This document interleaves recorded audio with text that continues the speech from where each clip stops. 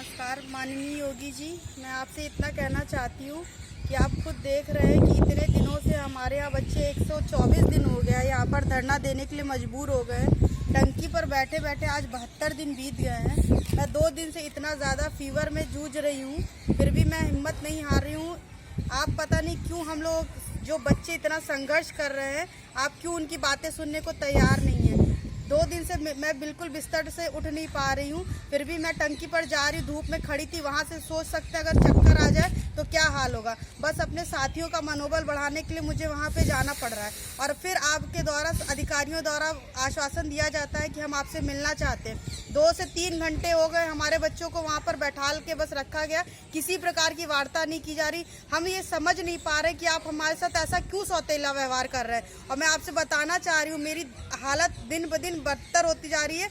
आप देख सकते हैं कि पैरों में इतनी ज़्यादा स्वेलिंग हो गई है, उसी में नेचर कॉल के लिए सीढ़ियाँ चढ़ना, फीवर में ऊपर नीचे करना कितना मुश्किल हो रहा है। और हमारे साथी भाई बहन अंदर गए हुए SCRT में, अगर उनके साथ किसी प्रकार की कोई भी गलत नीति अपनाई जाती है या उनको प्रताड़ित किया जाता है तो आप खुद ही देख रहे हैं कि हम लोग बिल्कुल अपनी जान की परवाह नहीं कर रहे हैं, यहाँ पर बैठे अपने मौत के मुँह में अपने आप को डालकर। तो एक क्षण नहीं लगेगा, ना उनको करो या मरो की स्थिति में आने में क्षण लगेगा, ना मुझे। यहाँ पर आप खुद देख रहे हैं कि स्थिति मेरी कितनी बदतर हो गई है। मेरे फीवर इतना ज़्यादा इस समय है कि आप देख सकते हैं कि इतना ज़्यादा कंबल ओढ़ना पड़ रहा है, मुझे इतनी सर्दी लग रही है। कभी इतनी धूप में बैठने पे कभी कुछ हो रहा है, मुझे कभी चक्कर आ रहा है। तो आपसे मैं इतना बस कहना चाहती हूँ कि मेरे किसी भी साथी भाई बहन के साथ किसी प्रकार की अनहोनी नहीं होनी चाहिए, और वो भी ठान के बैठे। अगर आज किसी प्रकार का हमको लिखित आश्वासन नहीं मिलता है तो आज हम लोग के जान लीजिए कि लाशों के ढेर यहीं पर लग जाएंगे, क्योंकि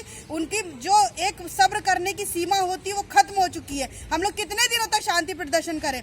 आपसे पूछना चाहते हैं कि आप लोग के अधिकारी या आप लोग की तरफ से कोई जवाब हम लोग के लिए क्यों नहीं आ रहा है। हम आपके बच्चे नहीं है क्या? हमने आपको वोट नहीं दिया था? पूर्ण सत्ता में आपको किस लिए लाया गया था? आपको समर्थन किसने दिया था? इसी युवा ने दिया था।